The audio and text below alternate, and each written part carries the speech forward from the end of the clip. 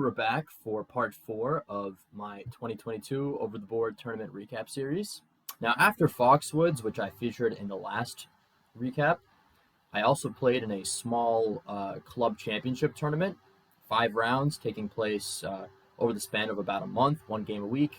I finished with 4 out of 5 in that tournament, which is all right, but I only played low-rated players, and I lost a critical round to Caterade around 2000, so finished tied for second place.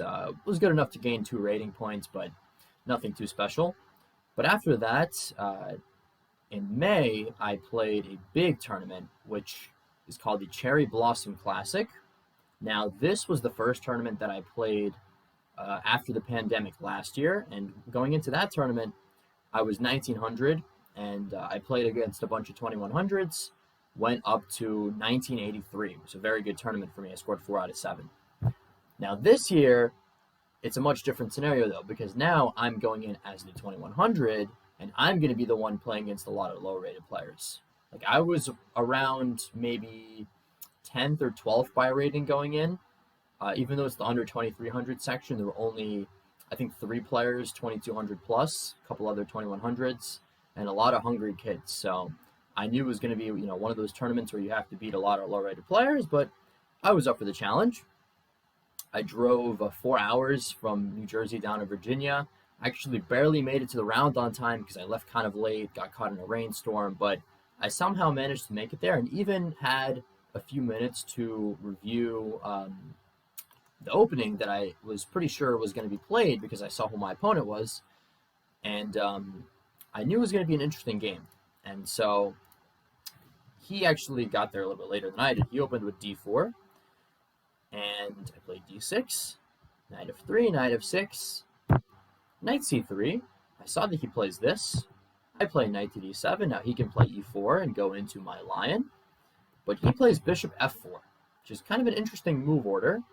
Someone tried this against me in the World Open last year, and I didn't really know what to do. I played g6 and went into kind of a bad Pierce. But since I've kind of researched what to do here, and so I played c5, he thought for a minute, played d5, closing the center. And now I played a move which I've been experimenting with online, and this is the first time I got to play it over the board, b5. Very interesting move. It's kind of this rare gambit, which I refer to as the Balkan Gambit, because it got played by a lot of grandmasters from that region, from like Serbia and that whole region in Europe. It's kind of similar to the Banco, where black actually sacrifices a pawn on the flank, but now I go check. He has to come back with the knight, and now I play rook b8, and I have a lot of compensation on the open b file, and usually white will not even try to defend this pawn. Like usually they'll play bishop d2 and let white or let black take back, and then they will just develop normally, like play e4, g6, bishop d3, bishop g7, castles, castles. Like this is pretty standard. My opponent, though, he thinks, and he plays rook b1, which is already a little bit inaccurate because it allows rook takes b2. And I win the pawn anyway, because if he takes, I have check, he has to block, and I win the rook, and I won a piece in the process. So he obviously realizes he can't take, he goes back. So I'm like, great, I have a good position, I won the pawn back, and we're actually playing on a DGT board, so I'm like, yeah, the boys back home are going to see this nice gambit that I just uncorked. But then I proceed to make an inaccurate move. And the funny thing is that I had this opening in like an online training game a few months prior, and I had made almost the exact same mistake, but I hadn't really gotten to reviewing that game, so I never learned from it. And that's a good lesson, to always review your games, because you never know when the same kind of thing is going to come up. And so in this position, I decided to play the move queen to b4, because I thought I need to keep control over the b file. I don't want to take, because then his queen controls the b file, and like, I could just develop, but he has control, right? Now, in hindsight, what I should have realized is that, okay, his queen is on the b file, but I cover every single square with my pieces. Like, he doesn't really have anything he can do to me. But at the time, I was like, no, I have to play queen b4 and take by queen and keep control. Okay. he just develops. He plays bishop d3, bishop g7, castles, but now he plays queen b1. And it becomes clear to me that even though I had control of the b file for like a few moves, now he is taking over. And what am I going to do? Basically, I have to take. I mean, if I go back, maybe he can play like knight b5. My queen is kind of short on squares, and he's starting to take over. So I trade. And now I'm already in a little bit of an uncomfortable position because how do I develop this knight and this bishop? If I had just left the queen on a5 and had one extra tempo of development, I would have been fine. But now I'm a little bit uncomfortable. So I play the move knight to b6, thinking that if he, tries knight b5 or something, I could play a6 or actually maybe even c4. But he quickly finds the best move in the position, a4. And I'm in trouble because if I develop the bishop, like let's say I play bishop g4, he's just going to hit me with a5, and the knight has to go back. His rook is infiltrating, and he has the initiative. So I decided to play c4 because I calculated that if he tries a5 now, I take his bishop, he takes my knight, I can take here, and I'm threatening to take his rook and queen, so he basically has to move the rook, and I'm going to be fine. Like rook c1, I take, and actually I'm better here. But of course, he is patient. He doesn't take it. He just goes back. And like I said, I'm in trouble because now he's again threatening a5. I can't move the knight, so I play bishop a6. He goes bishop b3. He attacks the knight. I have to reinforce it. And now he finds another very nice positional move, bishop d4. Because the thing is, he wants to trade my bishop off. But if I take, he takes the knight. Now his knight is coming to c6. I can't really stop him. And I can try to shore up the holes, but this is a very uncomfortable position that I kind of foresaw. And if I block with the knight, he can also just trade everything, and this is still pretty awkward. Maybe knight c5 I thought about, but now he gives me doubled pawns. And again, he comes in. All these lines I was looking at, I didn't really like them. So I decided to play e5. Just kind of an anti-positional move because it closes the bishop. And he smartly did not take en passant like I thought he might. Now I was fine with him doing this because he no longer has as strong of a grasp on the c6 square with his pawn no longer being on d5. I thought, okay, this position is holdable. But he goes back, and I'm already feeling kind of desperate at this point because I know my queen side is in ruins. So I play f5. He kind of just goes back. If I play f4, he's just going to trade, play a5, and win the pawn on c4. And I'm just worse. So he, or actually I went back with the knight, but he just solidified, and it became clear I have no way to save my pawn on c4. And it was pretty much all downhill from here. I tried to get some kind of counterplay. We traded pieces, but he forced a trade of rooks, kind of consolidated his pawn advantage. The whole time it's so hard for me to defend the queen side because my bishop is just kind of limited. It can never really, I could have tried to maneuver it slowly to the queen side, but it takes too long, and he basically just infiltrated. He won another pawn. I tried to go for some counterplay, but eventually he finally broke through. I was also defending kind of sloppily.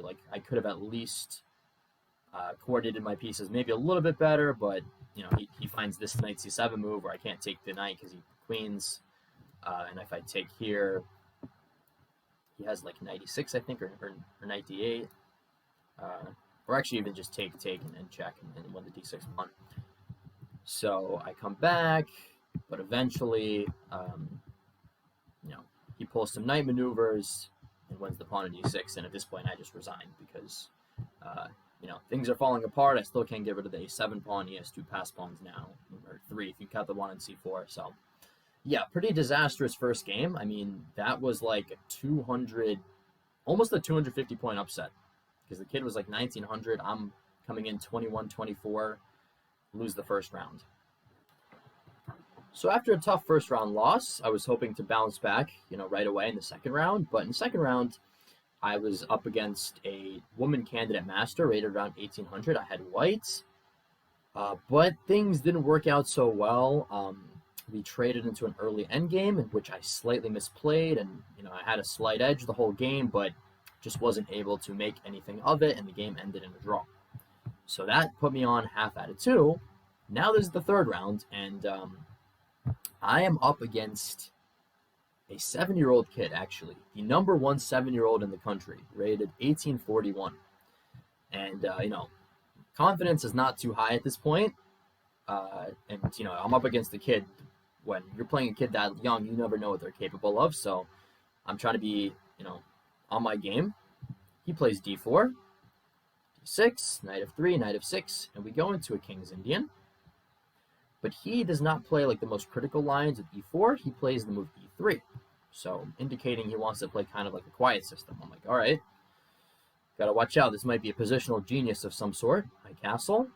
But already here he plays a slight inaccuracy. Usually what white will do in these positions is they'll play bishop e2. And let's say like knight d7, castles e5. Usually it'll go something like this. Sometimes white will trade. Sometimes they'll play like b4 and try to expand on the queen side. But he played the move bishop d3, which is mildly inaccurate, and we're going to see why it's actually better for the bishop to be on e2 instead of d3. I go knight to d7, preparing e5, he castles, and actually instead of playing e5 right away, I decided to first play b6 to try to develop the light square bishop on the diagonal.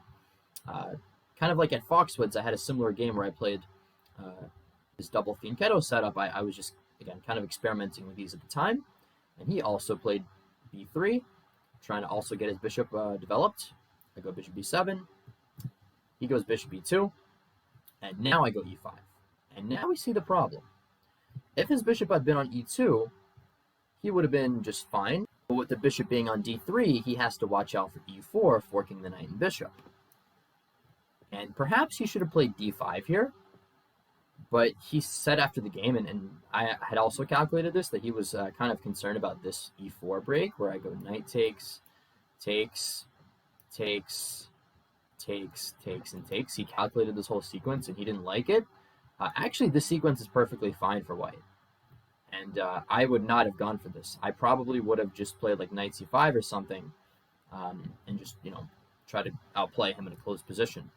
But he decided instead to go knight back to d2, which was, the way he chose to get out of this e4 fork. But now I kind of, I took a look at this position. I'm starting to think, where is my play going to be? I realized it's going to be on the king side, because with his pieces being positioned this way, if I trade on d4, I can easily get my knight to h5 and then potentially to f4. And my bishop is on the long diagonal, so, I have some ideas potentially. So first I just played rook e8, just developing the rook. And he perhaps should have met me with rook e1, but he played rook c1. So trying to maybe prepare some queenside play, but it's a bit too slow, because now I trade, and I go knight h5. And again, my knight is trying to get to f4. If he plays g3, he's really exposing the diagonal for my bishop. Looks a little bit too dangerous. Maybe he could have played d5, but then he allows knight c5. If he goes bishop e4, I can trade and maybe play f5. This is what I was going to do. So he goes knight to e2, trying to cover, the knight jump to f4. And so now I'm starting to get a sense that, I'm picking up a little bit of steam here. What should I do next? What do you think that I should play? So I was thinking about, maybe some queen g5, but, I saw that he could block the threat with like knight g3 and stuff like that. So I realized I have a very nice move here to further improve my position, and that is the move knight to c5. Working on the fact that when he moved his knight back, he kind of exposed his bishop, and he cannot take because I take his bishop, and he has to move the rook, and I can come back, and now he has this awkward pawn over here. He can trade off, but my bishops are looking very dangerous on the open diagonals. So he goes back with the bishop to b1. And now I can just feel it. All my pieces are in good positions. The time is ripe to strike. I can play queen g5, but he can play knight g3, covering against the mate threat, right, on g2. And if I go knight f4, Now he covers the diagonal with knight f3, and close, but I'm not really getting anywhere. So what do I do? Take a minute here. Try to think, what would you play with black? So there's actually like two ideas here that kind of overlap, and they really work in both orders. Engine claims that maybe the order that I played them in was not the most accurate, but there is a tactical idea here that if we can get rid of this knight and capture on g2, there's a knight f4 idea, forking g2 and e2. So I decided, after a little bit of thinking, it's time to sack the rook. Rook takes e2, and obviously he has to take back, and here comes bishop takes g2. And now this one he cannot take, because I go check, and again, fork, I win his queen. So he moves his rook. And now, what do? I have to keep the attack going. Queen to g5. What's the threat? The threat is to move the bishop with a discovered attack against this king. Like for example, just give him some random move. Say he takes the knight, I would go check, and this is mate. So he plays queen e3, which actually I had not seen in advance. Or actually I had, but what I thought was I play knight f4, and I'm coming to h3, but then I realized that he can actually block with queen to g3, and suddenly my attack is as good as over. So I had to be careful not to do that, but instead I just moved the queen to g4. And now he doesn't really have a convenient way to block, because the knight covers g3. If he tries to come back, again I have bishop f3, discovered check, and it's going to be mate. So he goes knight to f1, so that if I go back with the bishop, he can cover with his knight. And I thought about doing this at first. I thought, okay, I'll play knight f4 now, and then knight is coming to h3, but even if it does, he can still go to f1. Like, it's not over. So then I'm thinking, okay, obviously my pieces are all well placed. How do I keep this attack going? And feel free to, again, to pause and think, what should black do?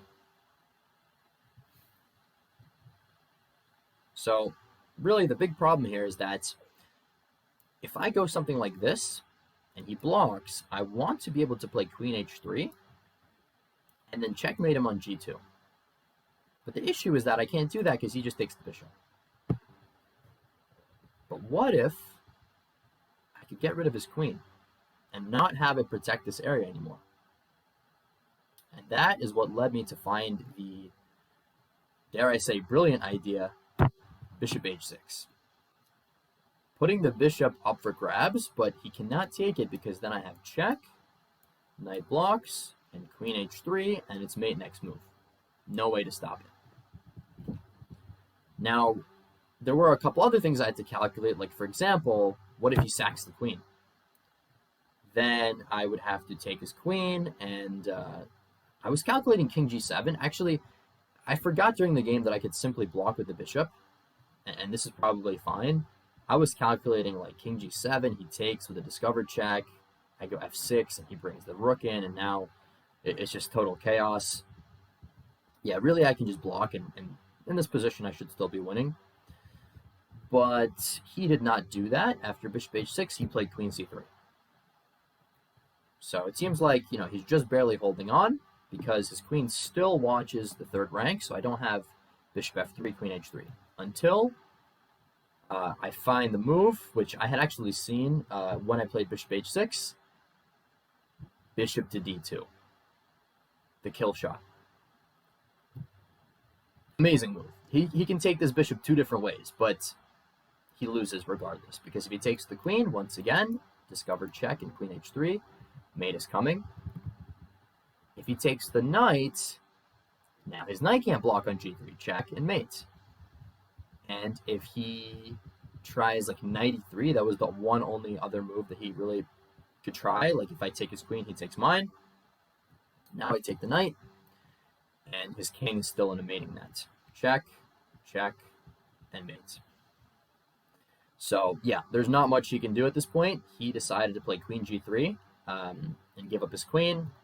To be honest, I would have rather him just taken the bishop and allowed mate, but I'll take the queen. He takes back, and after bishop f3, he resigned because I'm still coming in with mate. there's like some ways he can sack material to prolong the game, but I mean, it's effectively over. So yeah, very nice miniature there, 21 moves, and kid took it well. We analyzed early after the game. He showed me an end-game study that his coach gave him, and yeah, safe to say he's going to be a force to be reckoned with. He actually, I saw, played in the World Cadet Championship recently, so good for him. He's making good progress, but I get to take this one.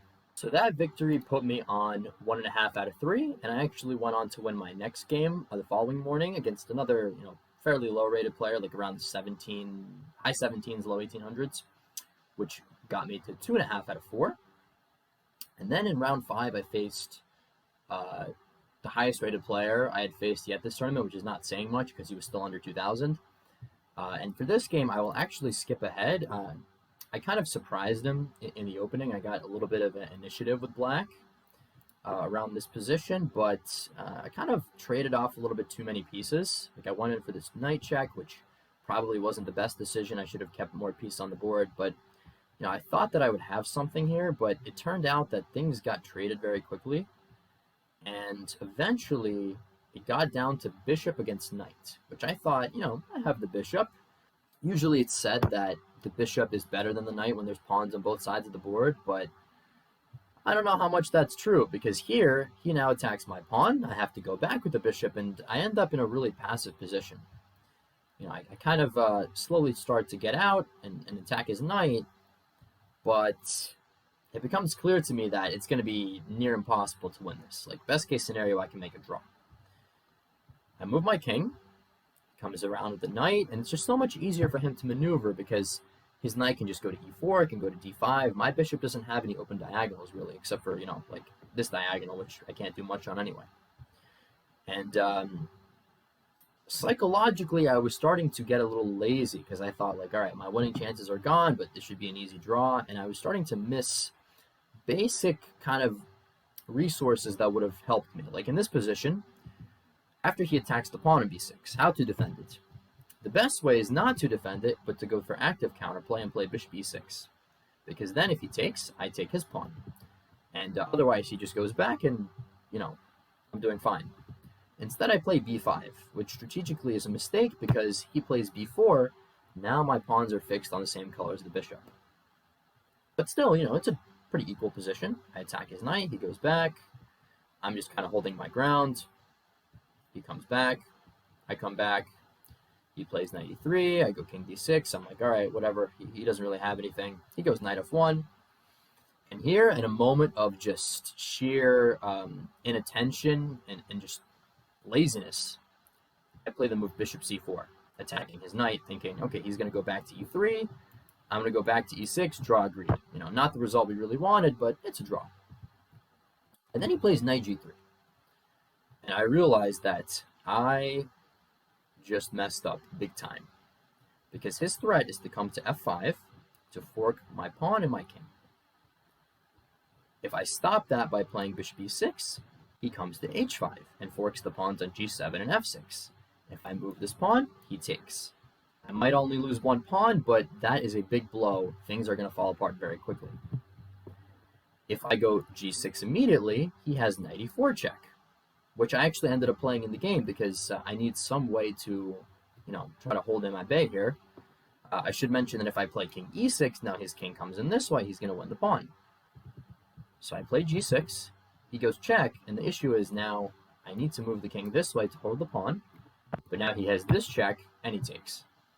And one pawn, I lose, and everything's going to crumble, because now he's going to move his knight back, he's going to play a4, bishop is going to be destabilized. I moved the bishop here to attack the pawns, but he just played g3. He moved the knight back. He just dodges every threat that I have. He goes knight e4. And here I just basically, went full swindle mode. Like I played king f5 trying to go for the pawns because I realized if I try to hold this one, he just goes king c5 anyway. But yeah, after he played king e3, I realized that I'm not getting anywhere and just resigned because I can move the bishop back, but he can just play king f2. I can't take any of his pawns, and he has two connected. So that's game over. That was a painful one because I was better out of the opening, and then even in this endgame, like, it should just be a draw, but one moment of inattention, and I get finessed. So going into the last day of the tournament, I am on a 50% score of 2.5 out of 5, which is quite poor for my standards. I am now, like, around mid-table in the tournament, not even close to being on the live boards, which there were like 10 DGT boards for our section, but I was not on a single one of them because I'm in the gutter trying to fight my way back up. And this is the last day, so I'm trying to at least finish strong. I'm playing against like a 1900. And I saw, based on one of his previous games in the tournament, that he plays the time on-off Sicilian. So I'm like, all right, we're going to get a game because I like to play queen f3 here, which is a pretty sharp line in time on-off. And he plays basically like the main line of this variation, which black plays knight e5, kicking the queen away, and they play b5. I play a3, keeping the pawn at bay. And when black plays bishop to b7, the main theoretical move in this position may come as a surprise. It's actually the bishop takes b5, which is kind of a thematic sack in the Sicilian. If black takes, I have knight takes, the queen is hit, and the queen is busy guarding the knight. So he has to go back to b8, and then white will play bishop b6, and the threat is bishop c7 or knight c7, and white gets a very big initiative. They usually tend to win. But the main move, actually, in theory, is the move rook c8, and he blitzed it out instantly, which let me know that he's pretty booked up here. And now, there's a lot of games in database that have reached this position, including like MVL against Anand, MVL against Sari Krishna, MVL, high-profile player, had a couple games here. Usually white plays bishop a4. But I have been, doing a little bit of research on this line. I decided to play a different move, which actually has not been seen in the database, making it a novelty, and that is bishop e2. There are some pluses and some minuses with this move compared to bishop a4. First of all, if black wants, they can take on e4.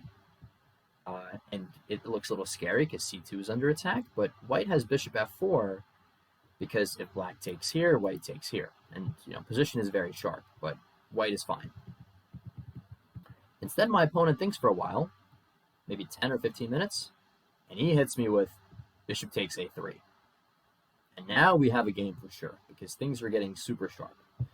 His point is that if I take the bishop, he takes the knight, and now my king is wide open, plus the pawn on e4 is super weak. I can take on e5, but he can take on a3, and then he has this check. He has at least a draw here if he wants. Like, he can kind of repeat a3, or he can take here. Now he's threatening queen a3 again. If I go to b1, then, I'm basically just, looks like I'm getting mated. There's another line where I can take on g7 as well, but then there's, again, queen takes a3, plus queen takes g7 had to be calculated in this position. But then he can take on c3. And then if I take his rook in the corner, he puts his king on e7 and checkmates me. So I was calculating all these lines for like 20 minutes, even though my intuition was basically telling me that there's only one move in this position, which I ended up playing after a while, and that's bishop f4. Point being that I simultaneously attack his knight and defend my own. Now from here on, he could take on c3, but I end up winning the knight on e5. So he played the move d6, and from here we basically found like the engine-approved best moves to simplify into an endgame. After I take the bishop, he takes my knight, we trade, I play king b2. Notice he cannot take on e4 to defend his rook because I have f3, and he loses a piece. He could play knight f2, but he ends up, down a piece. So he goes back with the rook, and I play f3, and then he plays king e7. No sense in castling because we're already basically in the endgame. And so this is kind of like another critical moment of the game, although I didn't realize it at the time. I have a slight edge here because I have the bishop pair, and, maybe slightly better development. But at the same time, my queenside structure is very fractured. And turns out what I needed to play here, which is a move which I did not even consider, and that's the move rook b1. The point being that he can throw in this check, but I can just sidestep it, and my rook comes to life on the b file. Like, he can even take, rook coming to b6 creates a lot of play against his pawn on d6. And, I can activate the rook, win the knight, get the pawn on a6. This is just one sample line, but I should be doing pretty well here because he has the doubled f pawns now. I have a little bit more queenside control, but it's very kind of subtle. Like, it's hard to really play for a big edge here. I ended up playing the move knight to b3 because I thought I'm going to reposition the knight to a5 to attack his bishop, and I'm going to pressure him on the d file. He brings his rook over to c8, attacking c2. I defend it. And I was thinking that he would play knight h5, and I was calculating some lines here where we trade, and I bring the rook over, and maybe puts the knight on f4. But instead he goes to d7, and I still go to d1, but then he plays knight b6. And this whole time, it hadn't exactly occurred to me that he could take advantage of my broken up queenside by infiltrating with his knight. Like, he can go to a4, he can go to c4, and now I'm realizing that, I thought I was better, but I'm really not. So what do? I can't really allow him to go to a4 and then to c3. But I thought that I had calculated a good line here, and it goes like this. Rook takes d6, allowing knight to c4 check. But I saw that after this trade, I then move the king, and then when he takes the rook, I can actually take back, forking his rook and king, and I end up up a pawn here. Knight versus bishop, but I'm up a pawn. However, and I also should note that he does have this check, and I wasn't entirely sure what was to come of this, because I take here, he takes here, and this is kind of a wild mess. But when he played this check, I instantly took his knight, instantly moved the king, but as soon as I did, I realized, wait a minute, there's one move here that I forgot about, and that is e5. And I am in huge trouble because I completely missed this blocking move. He cuts the connection between my bishop and the rook, and everything falls apart. If I move the rook back, I lose the bishop, so I ended up sacrificing the bishop for a pawn, but now this opens the c file. He forces a trade of rooks, and it goes from, me thinking that I'm in control to the game literally being over. Like, there is nothing I can do at this point. Just nothing. Like, he pins my rook on the d file. He brings in his bishop, and I resign in this position because I just have no moves. Like, I'm only down 2 points of material, but there's just nothing I can do. If I move the king, he takes the pawn on a4. He doesn't even have to do anything. Like, he can just sit on the position, and I'm going to run out of moves. So, yeah, that was really, really unfortunate end to the game. Especially considering that it turns out if I hadn't rushed to take the knight here, I actually had king a1. Kind of, not the easiest move to find, but now if he tries e5, the point is that I can take, because if he takes the bishop, I can take this knight. So I had that resource apparently, but I didn't see it because I thought that I had calculated a good line, and I just rushed into taking the knight and lost on the spot. So that was round 6. All we're trying to do is get one last win in round 7. So this is the 7th and final round of the tournament. 2.5 out of 6 going in. I'm playing against another kid. This one is I believe that he was at the time the number 11 9-year-old in the country. So another prodigious kid who plays e4 and plays kind of a very dull line, which a lot of kids play when they don't know theory, and that's the exchange variation where they just trade, play bishop c4. But I play bishop b4 and pretty much immediately equalizing because I get to develop the bishop. He played queen d3, which is a little bit odd. We both castled. I play queen e7 and, have a decent position. I'm just looking to expand on the queen side, sometimes kind of maneuver on the king side. He goes bishop g5. I go c6. He kicks the bishop back, attacks the bishop. I just drop back. And here, I thought maybe he should go knight h4, try to put the knight on f5. He played h3, which kind of just signaled to me that this kid doesn't really know much of what he's doing. He's just, he's going to play quickly as he was and get up and run around the playing hall while I'm, spending 5 minutes thinking. I play h6. He goes back. I go b5, trying to gain some space. He goes back. I go knight c5, just improving the position, kind of looking to maneuver into favorable territory. He goes queen e3, which is the first like little tricky moment because he's obviously threatening bishop takes knight, and I won't be able to take back with the queen because this knight has to be defended. So this kid's like, he's sharp. He sees little tactical ideas. So I go knight e6. He goes bishop g3. He's like, okay, now I'm going to attack your pawn on e5. So I'm like, all right, I'll go back. He obviously repeats. He doesn't care if it's a draw. He's low rated by, over 200 points. So I'm like, all right, I have to come up with something new. Bishop b6. Now threatening a discovered attack. He drops back, and I go a5. Like, we're going to expand on the queen side. I'm threatening b4. So he has to basically play it himself. And he decides to trade first, and he plays it. So we trade, and I have to move the knight back. I go to a6 because I'm attacking the pawn on b4. I did consider going to e6, but then he has like rook d6 pinning. If I go to a4, he can just trade and play c3 and solidify. So I decided to go to a6 because I didn't really see a way for him to defend the pawn in b4. Because like if he plays rook b1, then I can play like, let's say queen e7, and the pawn is just dropping. So it would seem. And then he plays rook a1. Which at first I was like, what? And then I realized this sneaky kid, again, if I take the pawn, he has this bishop takes f7 tactic. If rook takes, then he takes here. So I'm like, all right, bishop b6. Let's trade the bishops. And he just goes back passively and defends. And then he continues to make a lot more passive moves. He goes back with the knight, and then back to c1. Like at this point, I was like, what is this kid doing? I go to e6. He goes to d3. But it's hard to really do anything big to get any kind of advantage. Like, I secure a trade and I get my bishop to a good position, but then he just drives the bishop back. And then he plays rook a1, trying to trade off my rook. And okay, now I'm thinking, do I defend with the rook? But then he's going to trade and play queen b1. Do I defend with the queen? But then he can take on e5. So I'm like, all right, let's go with the rook. He plays queen b1.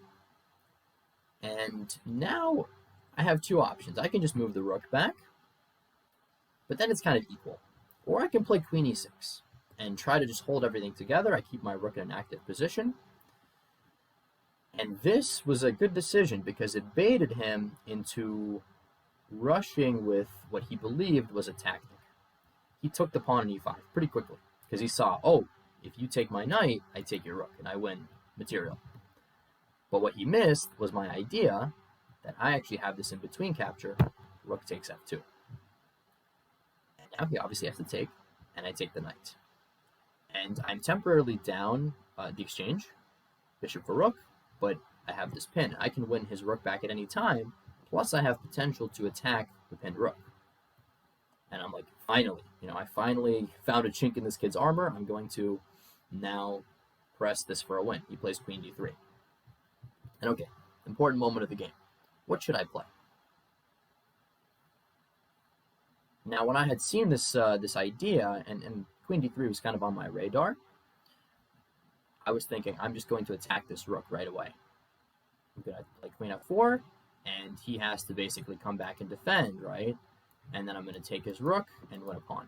And it's not a huge advantage, but I'm up a pawn in queen endgame, and I could probably outplay him. But then as soon as I played queen f4, and he's sitting there thinking, I'm realizing, wait a minute. I just overlooked something so big. Because he doesn't have to defend his rook. He has the deflection tactic, which I completely missed, and he found after about 5 minutes, queen to d8. And I lose.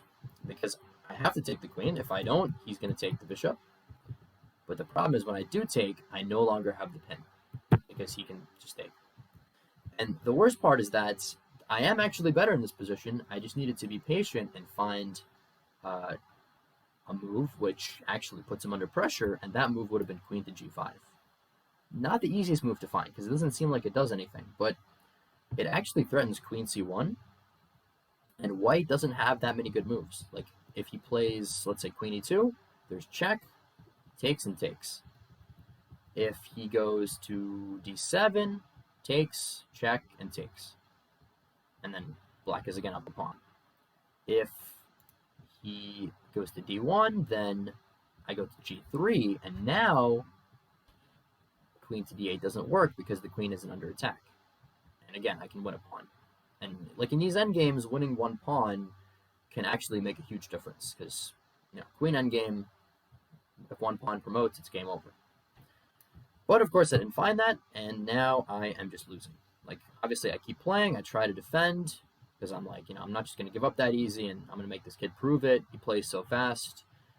Should be a chance that he blunders, right? But no, he plays quickly, he gets his rook in. I have to basically give up the pawn, because if I play king e6, he plays rook c7. My king is just spread too thin. So I lose a pawn, and eventually he just, makes it through, and at the critical moment, he sacks the rook to get a winning king and pawn endgame, and I basically played it all the way to mate, because I'm like, all right, if he's playing this fast, maybe he'll stalemate or something, but no, he checkmates me, and yeah, that was the end of a very rough tournament, very painful loss to finish off, where I just outplayed him throughout the first 25, 30 moves, and then just missed one tactic to lose. But happens sometimes, I have found that once in a while I'm just prone to having a really bad tournament, and this turned out to be the one. Finished with 2.5 out of 7, lost right about 60 rating points, which is a pretty rough way to go, but we live and we learn. I could have withdrawn at some point, but I'm of the belief that once you start a tournament, you have to finish it, and for better or for worse, that's what happens. But I went over these games a bit, and I'm looking to bounce back for the next event. Thanks for watching. Stay tuned for the next recap.